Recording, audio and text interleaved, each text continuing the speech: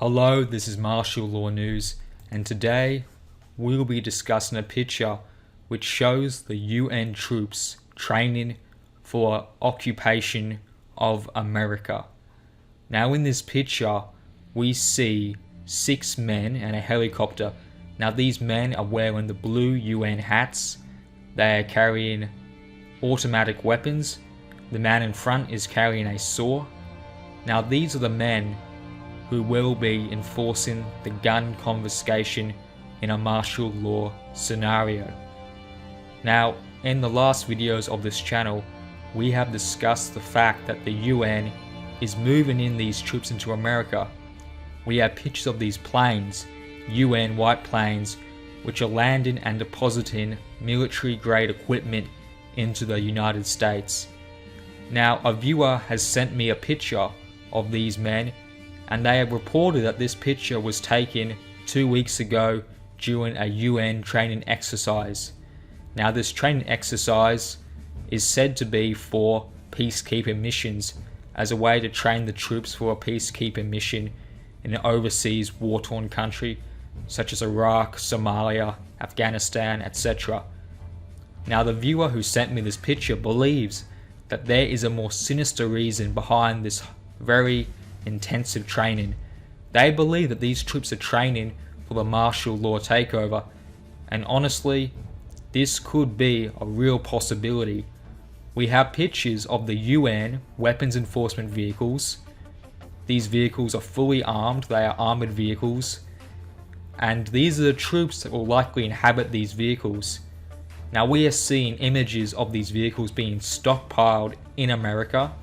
There was no reason for these vehicles to be stockpiled in America. After all, America is meant to be a staging base where they'll then quickly move out their equipment to other war-torn countries to render aid. However, for some reason, they are sending back all these military-grade equipment and military-grade hardware from these war-torn countries back to America. And in the case of this image, we see these men with their fully automatic weapons who will likely become the enforcers of martial law. These men will very likely go up and down your street and try to confiscate firearms, and the reason they are so heavily armed is they know that the patriots of this country will not let this happen.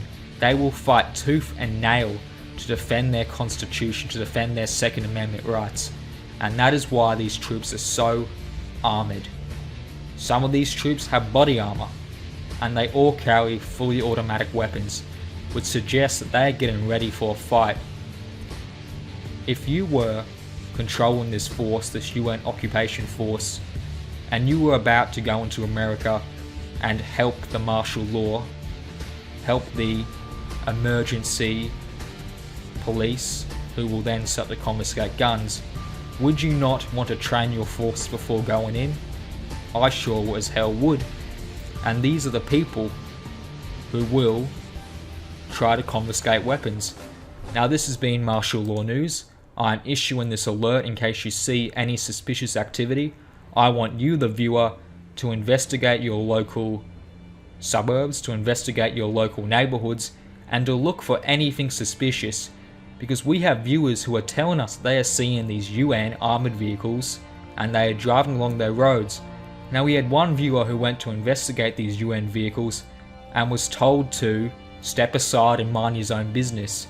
Now this is very suspicious, because if they were doing nothing wrong, why wouldn't they simply tell him what they were doing, which would be go into the local UN airport where they'll then fly out to Afghanistan and Iraq for peacekeeping missions. Now what is even more disturbing is that we have pictures of these UN vehicles, and these vehicles are brand new. They have been recently manufactured in America, and there are a lot of them being manufactured and stockpiled. So yes, I'd like to say, look out for these vehicles, keep your eyes open. Thank you for watching. God bless America, God bless the Constitution.